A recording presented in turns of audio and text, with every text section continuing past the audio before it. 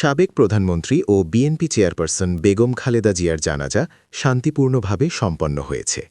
জানাজায় রাজনৈতিক অঙ্গনসহ সমাজের বিভিন্ন স্তরের মানুষ অংশ নেন। নির্ধারিত সময়ে ঢাকার একটি গুরুত্বপূর্ণ স্থানে জানাজার নামাজ অনুষ্ঠিত হয়। জানাজার আগে খালেদা জিয়ার মরদেহ সর্বসাধারণের শ্রদ্ধা নিবেদনের জন্য রাখা হয়। এ সময় বিএনপির শীর্ষ নেতৃবৃন্দ, বিভিন্ন রাজনৈতিক দলের প্রতিনিধিরা, কূটনৈতিক, ধর্মীয় ব্যক্তিত্ব এবং সাধারণ মানুষ ফুল দিয়ে শেষ শ্রদ্ধা জানান। জানাজাকে ঘিরে পুরো এলাকায় ছিল শোকের আবহ।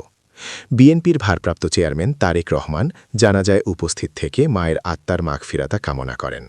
এছাড়া অন্তর্বর্তী সরকারের প্রধান উপদেষ্টা ড. মোহাম্মদ ইউনুস সহ বিভিন্ন গুরুত্বপূর্ণ ব্যক্তির উপস্থিতিও নজরে আসে।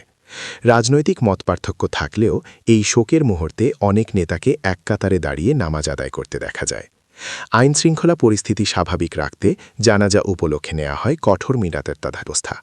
পুলিশ, র্যাব-সহ আইনশৃঙ্খলা বাহিনীর সদস্যরা পুরো এলাকায় দায়িত্ব পালন করেন। কোথাও কোনো অপ্রীতিকর ঘটনার খবর পাওয়া যায়নি। জানাজা শেষে মরদেহ দাফনের উদ্দেশ্যে নির্ধারিত স্থানে নেওয়া হয়।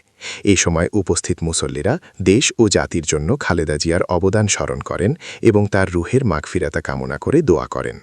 একজন প্রবীণ রাজনৈতিক ও বাংলাদেশের প্রথম নারী প্রধানমন্ত্রী হিসেবে খালেদা জিয়া দেশের ইতিহাসে গুরুত্বপূর্ণ স্থান অধিকার করে থাকবেন, এমন মন্তব্য করেন জানাজায় অংশ নেয়া অনেকেই।